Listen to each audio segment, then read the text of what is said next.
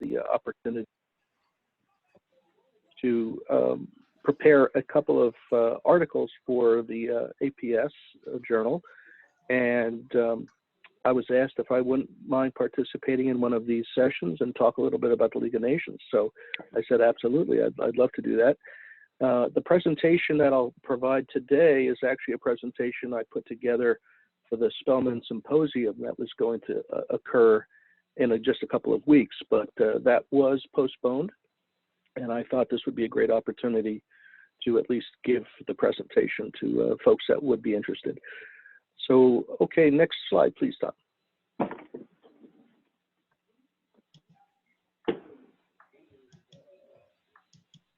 Okay, what you'll see here, I just made up a quick timeline, and if you hit the return key a few times, it should populate the rest of the screen. So what I'd like to talk about today is some of these topics. The entire presentation will go from the beginning to the end, but based on time, Tom and I decided we'll probably cut this discussion right after the third item down in the middle there that says health and hygiene. And then if we have an opportunity, we can pick up again at another session and talk about conflict and the war and how that affected the League of Nations. But you'll see the League essentially started in 1919 and went through 1946. So there was some overlap with the United Nations, and that made for some very interesting postal history. The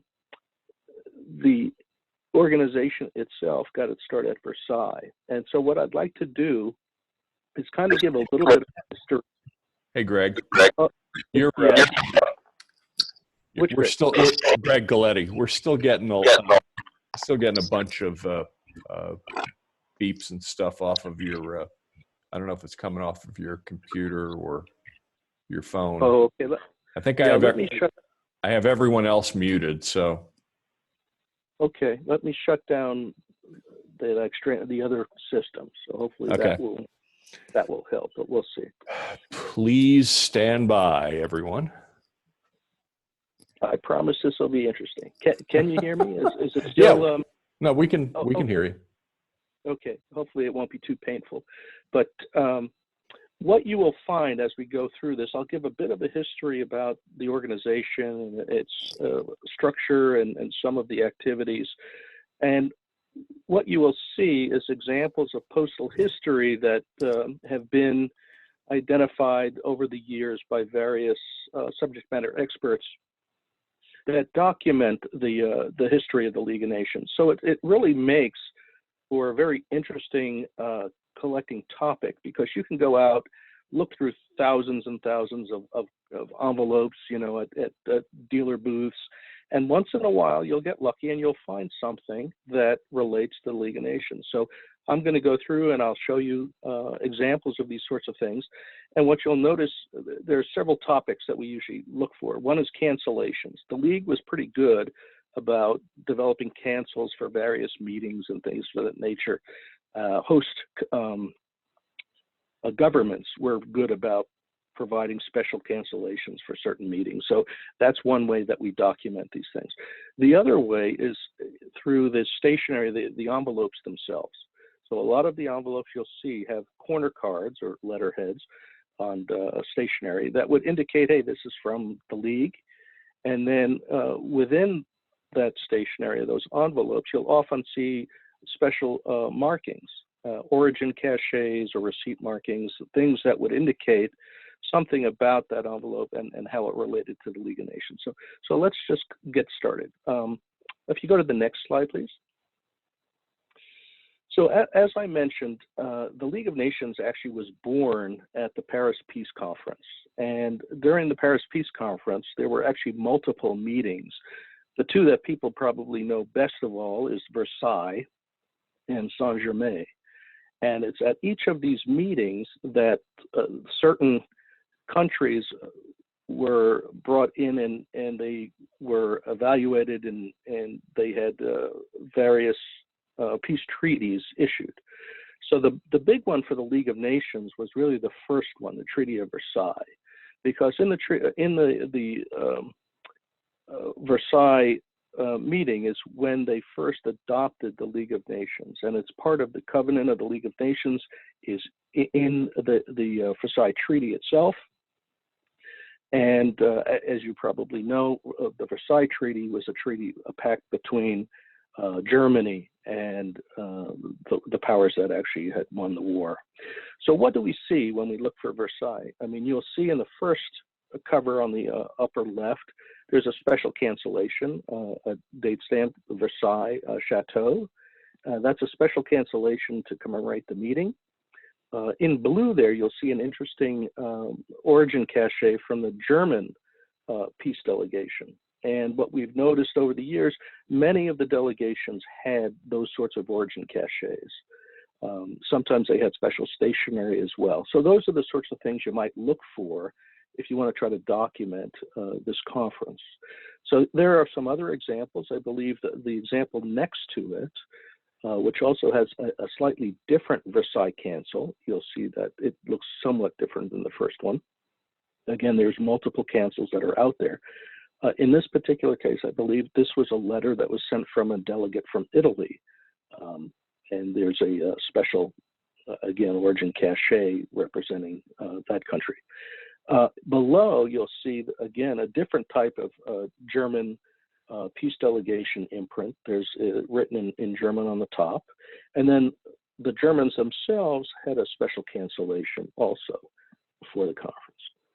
And then on the very lower right, you'll see, again, the Versailles date stamp.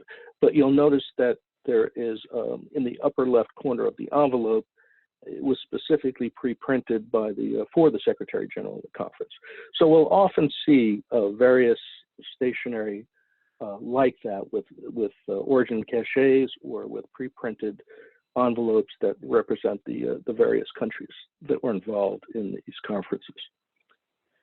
There is a wonderful document out on the UNPI website, which is the United Nations Philatelist website.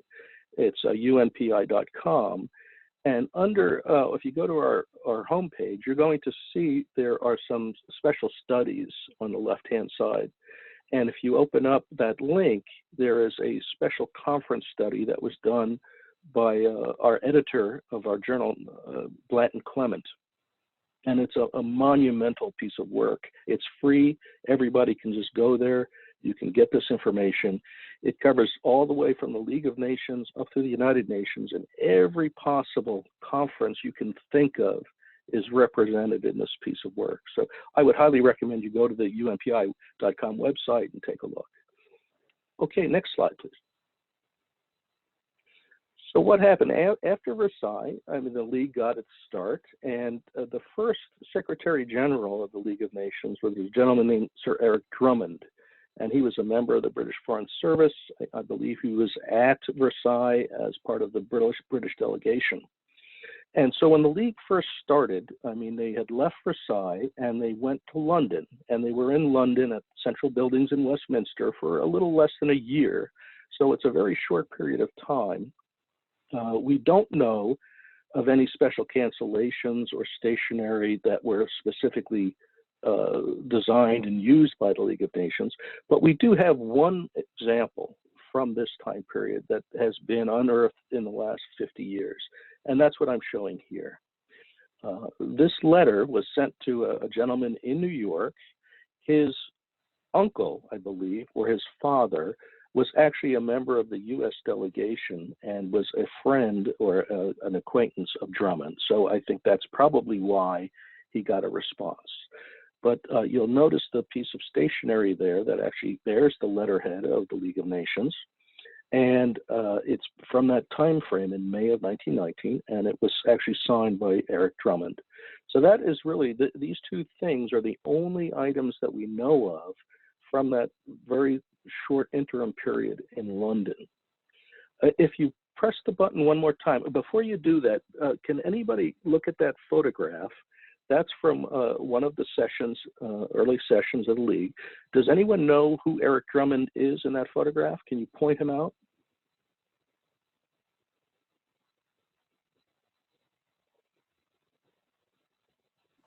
We Well, we don't have everyone's mic open, and I don't see anyone.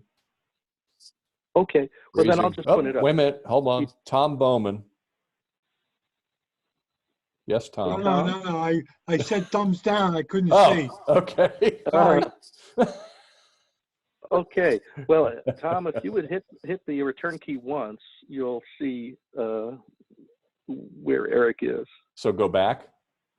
No, just stay where you are on the page. But if you hit return, it should pop a little symbol on that image. There he is. Okay, so that's Eric Drummond. Okay, so that, again, is the only piece we know of from that London period. So anybody out there, if you have anything from that period that would indicate it's from the League of Nations and it was from that London area, I would certainly want to hear from you. That would be a wonderful thing to identify. Okay, next page. So following that short interim period in London, the League of Nations moved to Geneva, which became its permanent headquarters. And they started out first at the Hotel National, which is right on the lakeshore of Lake Geneva. It's a beautiful old hotel, and there's a postcard in the upper left that commemorates Woodrow Wilson. So the League of Nations got its start there. It was there for several years. And then the hotel, after Wilson passed away, the hotel was renamed in his honor. It is still in existence. I was in Geneva, and I'll tell you a little story later about that, but I was in Geneva back in October, and I had an opportunity to walk up to the hotel. It still looks the same, but off to the left, there's now a new, I guess, annex or wing of that hotel that is an ultra-modern glass structure. That's also part of the Palais Wilson. The postcard in the upper right is just one of the very first council meeting that they had in Geneva. Again, it's just an image of the people that were involved. And then below is the current headquarters of the United Nations offices in Geneva. And it was actually part of the League of Nations. It became the headquarters of the League of Nations in about 1936. And they had an international architectural competition to design that building, and it ended up that they couldn't pick a winner, so they picked a group of 5 renowned architects to work on it. Ultimately, they came up with this design. It's interesting because the area that this building is in is called Ariana Park, and in the background you'll see a small building, and that is actually the museum, Ariana Museum, and it's well known for having one of the finest ceramic collections in the world. But when I was in Geneva, I was doing some work with the Postal Administration back in October, and I had an opportunity to tour the grounds. And they said in order for the League to get that property, it was donated to Geneva by a very wealthy individual.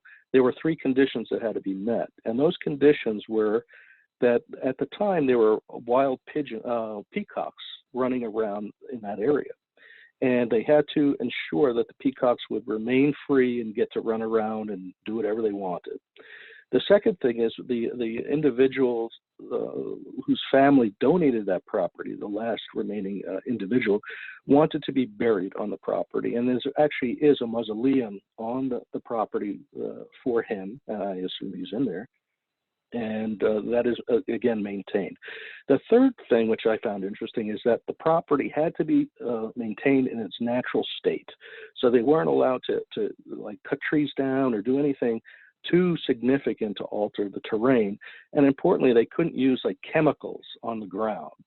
So what they do, and I actually witnessed this, is a couple of times a year, they will have a local sheep herder come into the property with his flock, and they'll spend days grazing around, and that's how they maintain the grass.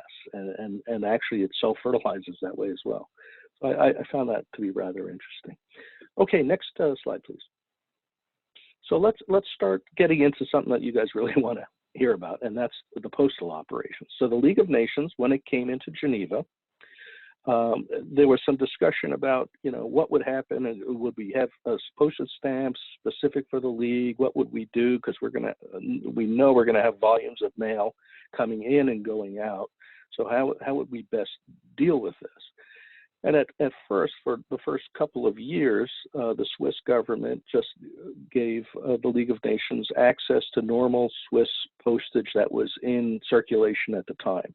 And so if you look at that upper cover there, you'll notice those are Tellboy issues from Switzerland, and they're tied to the cover by a special circular date stamp, Société des Nations, Geneva 1. Now that cancel came into effect in early 1920 and was used for about 6 years in that Geneva 1 designation. So almost all League of Nations service covers that are posted at the League would bear that circular date stamp. Okay, and you look, and that's a rather early cover. The gentleman, Babeyev, is actually a prominent book dealer in Geneva, and if it wasn't for him, a lot of the very earliest covers would probably not be in existence. Then you'll see a postcard, and this postcard came out of a group of cards that the League of Nations was selling to people that came and were visiting and were just touring the facility. And that shows the early postal service. They were picking up mail at the Palais and then sending it off in horse and carriage to its destination. Now at the bottom, you'll notice there's another service cover. This one is interesting because it bears a circular origin cachet for the League of Nations. That's one of the very earliest origin cachets that we know of. And you'll also notice it bears a registration label. And the League did have its own registration process. So you'll notice that the Swiss did make available to them special registration labels that identified the Société des Nations. And again, this is a non-overprinted stamp because the League didn't start overprinting their stamps till 1922. And if you look closely, you'll see that that has the same circular date stamp as the one above. Okay, next slide, please. So one of the interesting things, two players here. One, Eric Drummond, as I mentioned, was the Secretary General of the League of Nations. And Thomas was the Secretary General or Director General of the International Labor Organization. And they worked together. The ILO was actually a part of the League of Nations at the time. And it was also developed and it got its birth in the Treaty of Versailles as part of the Covenant. So Albert Thomas, when they were discussing with the Swiss PTT, about these stamps, it was clear to Albert Thomas he wanted to have special stamps that were printed for the League of Nations, and they should be designs that represented the League of Nations. Drummond was a little bit more pragmatic, and he was more concerned with how much this stuff was going to cost. So the correspondence that was going back and forth between Drummond and Thomas and the Swiss PTT and Bern were dealing with these two issues. Ultimately, Drummond won out, and that the Swiss PTT said, "Hey, we're not going to make any special stamps for you guys, but we'll do something a little bit unique for you. So we'll produce stamps with a special overprint that we'll see in a couple of minutes."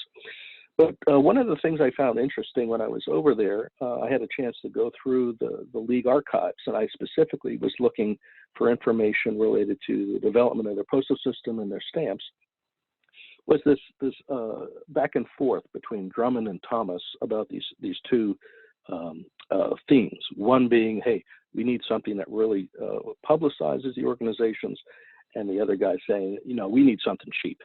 And here's an interesting example below where in that early February 21 time period, the UPU rate in Switzerland for a UPU international letter increased twofold, from 20 centimes to 40 centimes. And so that was a major hit in terms of finance.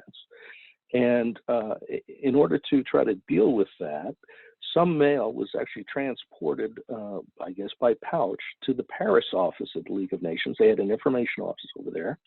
And then they were franked with Swiss postage and dispatched, because the Swiss postage at the time, I believe, was actually less. Now, this cover here is from late 1922. It may not actually be an example of this reduced rate, but it would give you an indication of what you should look for if you can actually find one from that early time period in 21, 22. Okay, next page, please.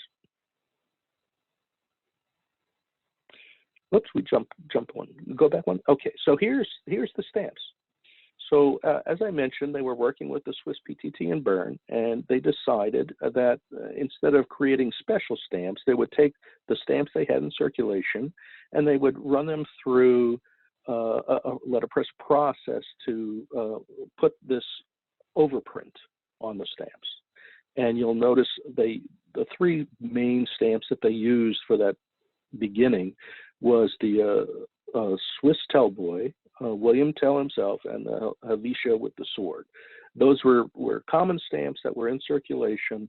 Multiple denominations were available, and so they simply overprinted them using the cliche of 50 on a letterpress, and they produced the overprint. So you'll see overprints for both the Société des Nations, and you'll see the other one that says SDN, Bureau International du Travail.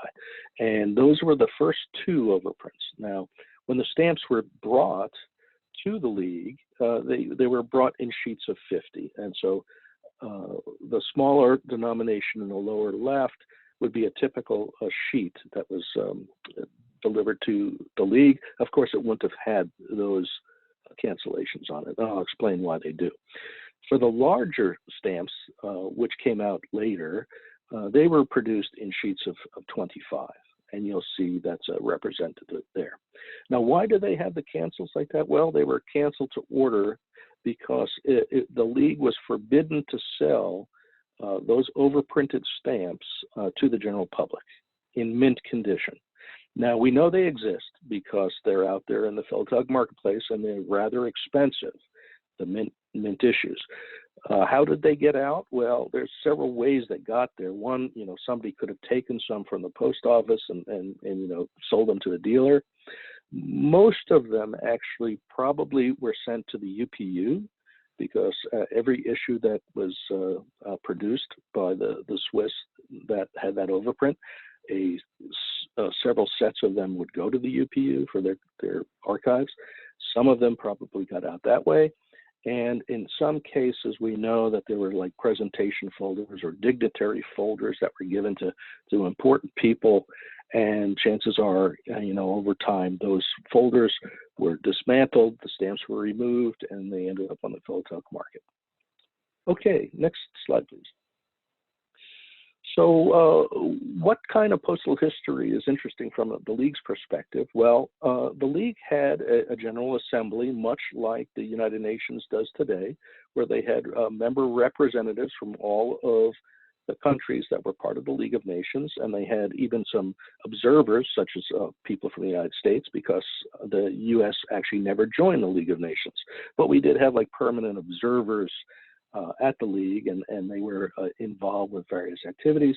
We were members of the ILO, and so there would be Americans over there doing certain things. So for the first couple of General Assembly meetings, the Swiss PTT created these rectangular cancels to commemorate the event. And for the first meeting, which was in 1921, there are two known cancel types, and you can see they're represented there. Slightly different in terms of what's written into the box, assemble versus assembly. What you'll also notice is that in the lower envelope that's registered, if you look closely, there is a rubber stamp overprint on that registration label that is specific to the assembly. So that's a sort of things you would want to go and look for if you can actually find these. Now they're pretty scarce. I must say these rectangular cancels, if there's maybe 20 out there, that would probably be a lot. but it's something you can certainly look for. For the second assembly, again, they came with a rectangular cancel. This one was slightly different in text, and it was the only type that was used for the second assembly. Okay, next slide. So let's talk a little bit about the ILO. As I mentioned, the ILO got its birth also at Versailles as part of the Covenant of the League of Nations, and it was in there, and it was really a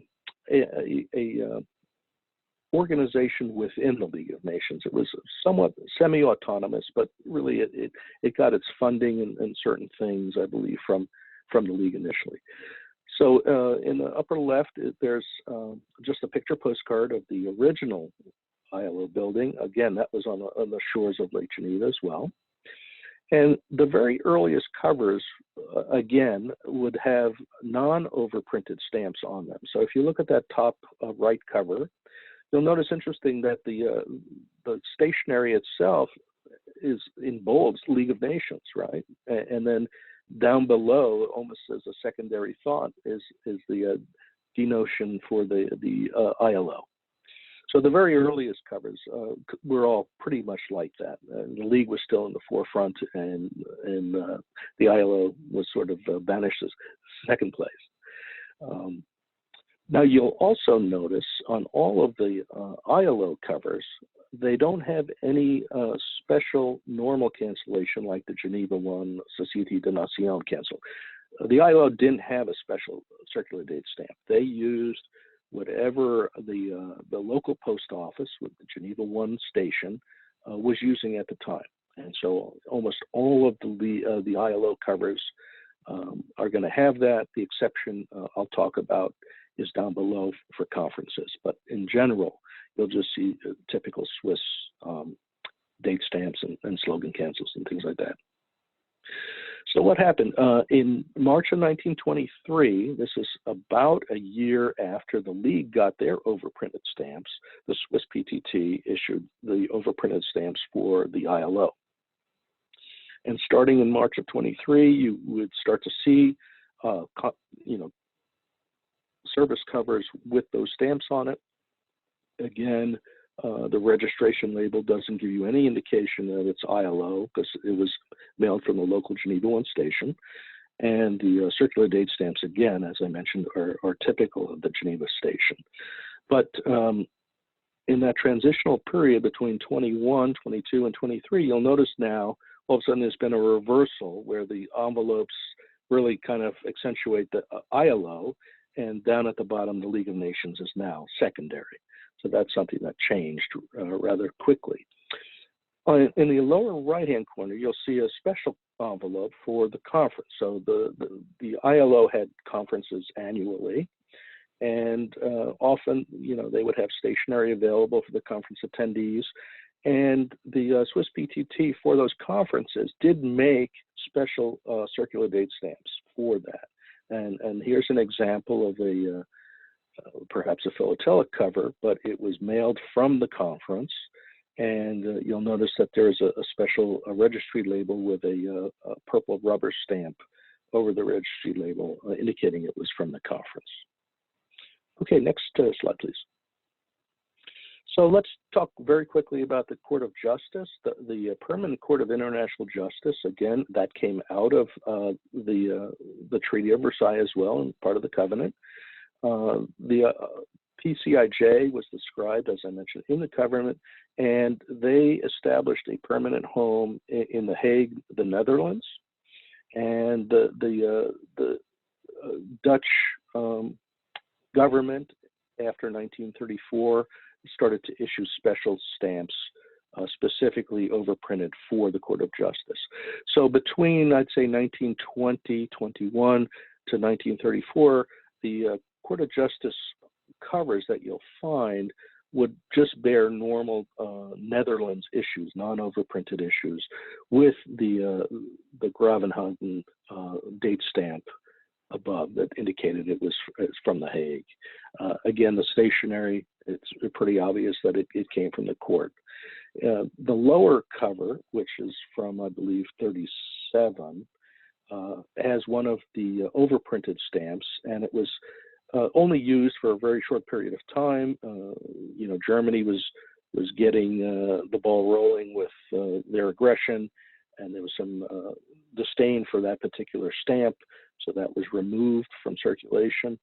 So you don't see that very often, but you'll notice again that the Court of Justice stationery, and then there is another origin cachet at the bottom, which is gives you another piece to the puzzle that this was a service cover itself. Okay, next slide, please. So let's talk a little bit about the structure and some of the organizations within the League of Nations, because this gets to be really interesting from a postal history point of view.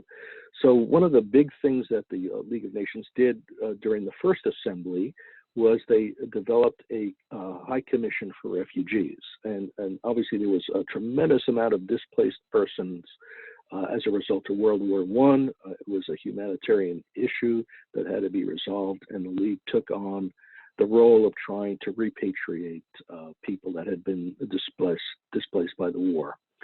So during that meeting, they had elected Fridtjof Nansen, who was a polar explorer, and he was also part of the League of Nations. He was a representative. They made him the first High Commissioner and appointed him in 1922 to that position. And what you'll see when you go and you look for this sort of material is you'll see it like in the upper left-hand corner is just a typical League of Nations cover. It's was sent to a gentleman, Zwerner, who became the High Commissioner later on. But he was in Salonika as a representative for the commission. So somebody at the League needed to contact him. They sent him this letter. So we would look to see also who these things are addressed to, because it may give us some additional indication of the significance of the particular piece of postal history. On the upper right, it's an interesting cover because you'll notice that it says Société des Nations, but it also says the BIT, or the ILO. And the reason for that is, I believe in around 1927-28, there was a slight change to the Refugee Commission, and that it became under the auspices of the ILO for a short period of time. The reasoning being, most people that were displaced, that were coming back, they needed jobs, and there was internally within the League of Nations a belief that the ILO could better handle the situation. So for a short period of time, you'll actually see, if you can find them, covers like this that would give you indication that the ILO was actually involved with the refugee situation. So these covers are really scarce. There's only a couple of years where this probably would have even been possible to see that sort of stationery. And then at the bottom is a neat cover. The League of Nations Refugee Organization actually had a name change to the International Nansen Office for the Refugees after Fridtjof Nansen's death. And so there are covers out there that would, display that, and it would kind of date it for you. So that would they changed that name probably in the early 1930s, I think about 32 or 33. Okay, next slide, please. Okay, in addition, I didn't really want to get into this too much because there's a lot to say about these stamps, but this is a Nansen passport, which they're out there, but they're pretty hard to find. And these passports would have the special stamps that you'll see. There's a 5 franc stamp there. And that was a special refugee stamp. And if you look, I don't know if you can see it, but it says the Nansen Commission in there. The League of Nations had issued these stamps to help pay for the processing of the passports. And if you could afford it, you paid for the stamp. If you couldn't, there were other means you didn't have to pay. But if you look for these stamps, you'll find that the center image and some of the textual design changes over time. And some of these, in this particular case, you'll see a red 1937 overprinted in the center of that stamp. They were doing that overprinting for quite a few years, and you can date the stamps often by that overprint. So they went from like 36, 37, 38, etc. They're pretty hard to find, the stamps, in good condition, and certainly much more difficult to find in these sorts of passports because families would not want to give this stuff up. So they're out there, but you really have to search. Okay, next slide, please. Okay, the mandate system. This is also an interesting topic.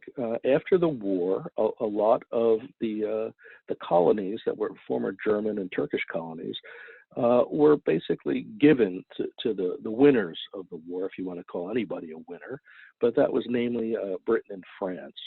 And so as part of controlling the mandates, the League of Nations had a rather formal system. And that system basically identified these colonies, and then they parsed them into 3 general categories based on the level of, I guess, autonomy that the colony could have, the level of progress and industrialization. There were various topics or I'd say characteristics of each of these colonies that they then fit into one of these 3 categories.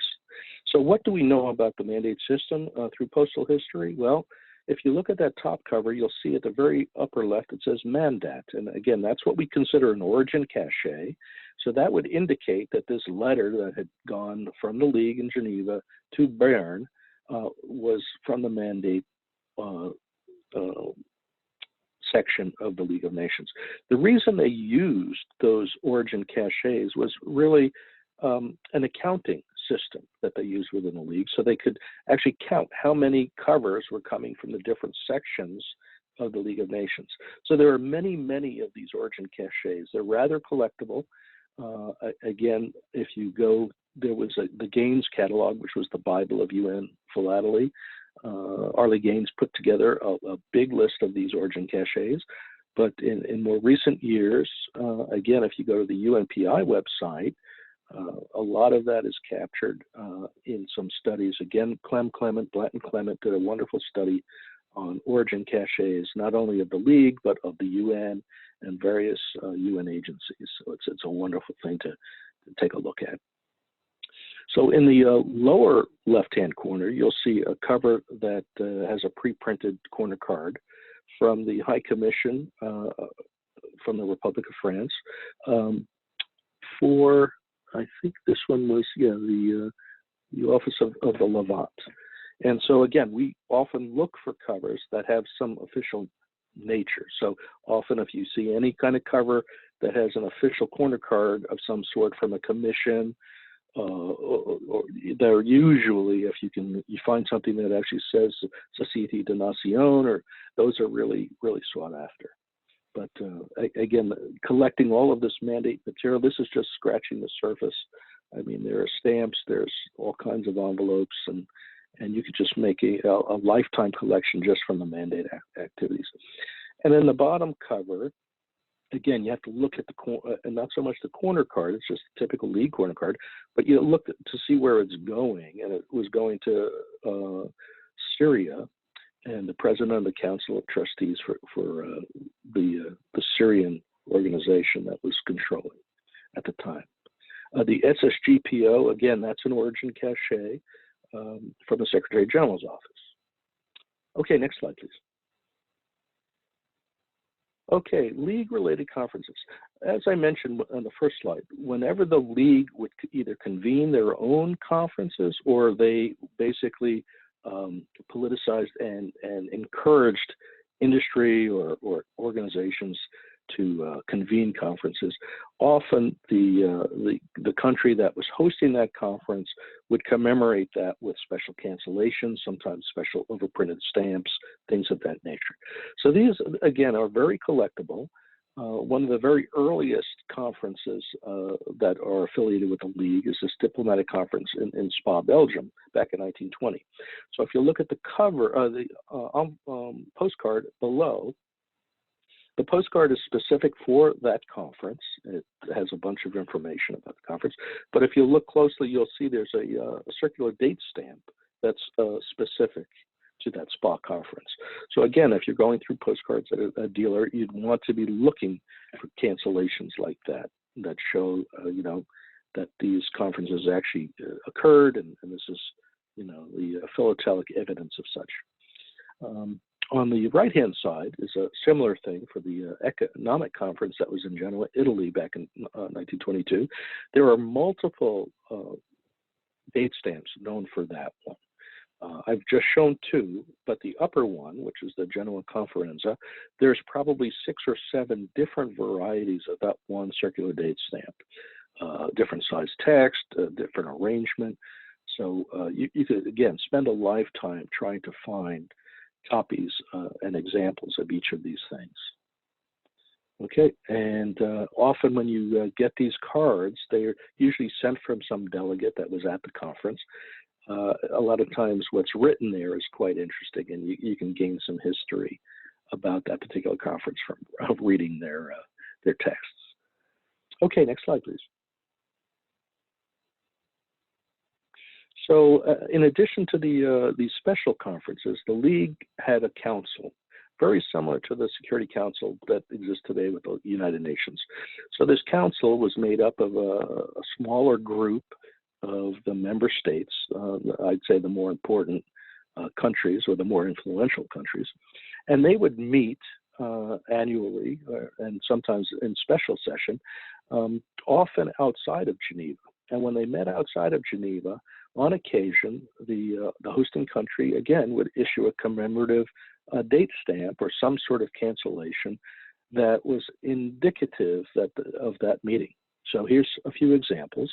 The upper one is from the Rome conference in 1924. Again, these are all of these are fairly hard to find. I mean, they're out there, and I encourage you to go look for them. But don't be upset if you don't find them, because they are really needles in haystacks when you're looking. But that's certainly a nice service cover up top. In the lower right-hand corner is a postcard, again, from somebody that was attending the special conference in Lugano, Switzerland.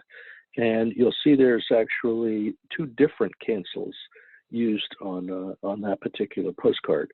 One is the date stamp is specific Lugano, and there's stars in the bottom. They also have a similar date stamp that says Lugano letters on the bottom rather than having the star. So that's a different variety. And then that second circular cancel is really just something to commemorate that particular council meeting. And then finally, in the lower left, you'll see a very nice cover from the Barcelona council meeting in 1929. And for that council meeting, the Spanish government issued these overprinted stamps specific for that particular council meeting. And they're very nice, very pretty. And again, finding covers like that is not very easy, but they do exist. And you'll notice that rectangular cancellation is, again, that's specific to the meeting, that cancel, and it was really only used on registered mail. There were other rosette style cancels or circular cancels that were used for the non-registered materials. Okay, next slide, please. How are we doing on time? Well, let's see. We're actually about 7 minutes to 8 o'clock. I might. Do you want to do this one and then we'll break for questions, or how do you want to? Okay. Yeah, let's do that. Okay. Let's just end with this one. Okay. So as I mentioned, the League did hold many conferences, and in 1932 they held a very big conference for disarmament in Geneva. And again, we can find philatelic evidence of the conference either through the corner cards on envelopes, such as this one from the U.S. delegation, or if you look at the lower cover, there's a nice circular date stamp that is specific to the conference, and then there's a registration label that you can read that also has that purple rubber stamped imprint to commemorate the conference.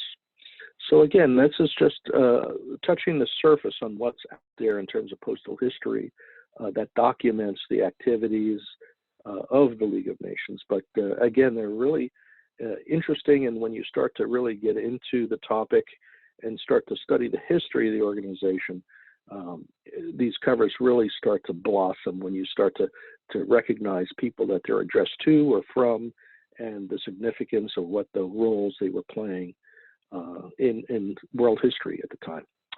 Okay, with that, let me open it up for questions. We are going to, I guess, at some point, work with Tom to have a second session. Most definitely, yeah. And we'll talk about maybe sometime next week. This has been great. I've got Rob Hathaway with a question, and Rob, unmute. No. There you go. I'm a revenue guy. I collect everything, but I spend money on revenues. I saw the refugee passport, and was intrigued. I've never seen that before. Do you know a good book or article or catalog that would describe those, and would it be listed in some special? There's actually a good question, Rob. Probably the best source for that information would be the Gaines catalog, which unfortunately is no longer in print, unfortunately. But they are available. You know, you can actually go on eBay and find copies of the Gaines catalog. So in the Gaines catalog, under the League of Nations section, or it may be under the, I think there is a special section for the High Commissioner of Refugees. He has an entire listing with images of most of those revenue stamps. Okay. It's spelled Gaines is Gaines. My reference books. Yeah, that's correct. It's Arlie Gaines, and his reference work was called United Nations Philately. Oh, okay. Yeah, I was before watching this, I was going through the Switzerland officials, and of course you can see a League of Nations cutting off like 42 overprints. I was kind of intrigued to see that there were other bureaus which continued on. I guess they moved over. Like right, the ILO had some overprints in the war years. So did some Bureau of Education and a couple of others.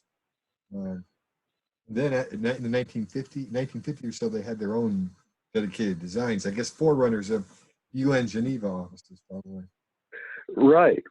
Yeah, most of the organizations that were part of the League actually did eventually transfer in as specialized agencies of the United Nations. And we can get in, the second part of the presentation talks a little bit about the overlap between the two organizations and some of the postal history, but you're spot on. There were overprinted issues by the Swiss PTD overprinted issues for the World Health Organization, for the BIE, which is education. Various agencies had overprinted stamps until, again, they became part of the UN, and then they had different overprints or special designs. Yeah, thank you. Very good. Thank you for the whole thing. I don't have any of these really. I have some of the French UNESCO officials. Nice. Yeah, they are, I know, without giving a plug to anybody, but if you go to some of the APS shows, like Stamp Show, there are some revenue dealers that I know have a very nice selection of this material. I might ask Eric about it next time we run into him. I think you'll get a very positive response. Great, Rob. Thanks a lot. Does anyone else have any questions for Greg?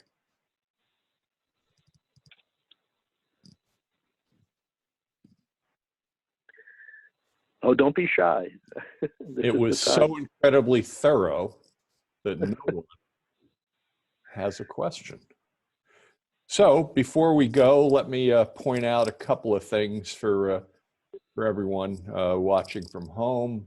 Just wanted to let everybody know about what's going on with all of our content if you're not going to stamps.org these days, why not? There's a lot of great stuff on there.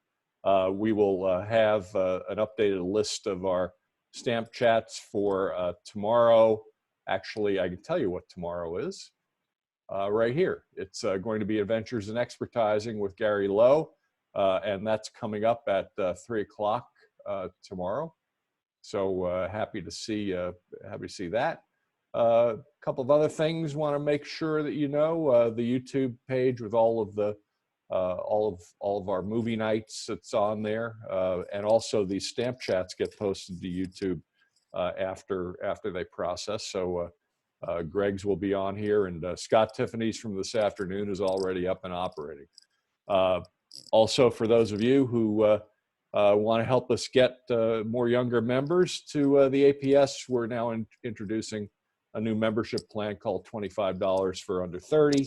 So it's a special membership for that age group. They do not get a mailed copy of the AP. They get a digital copy, and all sorts of other great things that we all know and love as being part of the APS. So if you know somebody, please do that. Also, just wanted to point out, a lot of you got an email today from Scott English giving a status update on how things are going here. And if you didn't open the email, you can always see it here online at stamps.org. Okay, so that's all we have. I really appreciate everybody's time. This will be posted up on YouTube this evening. And thanks a lot for joining us. Greg, it was a great job. Thank you. Oh, thank you. And thanks everyone for listening in. Appreciate it. Great. See you all tomorrow. Bye-bye. Good night. Stay safe.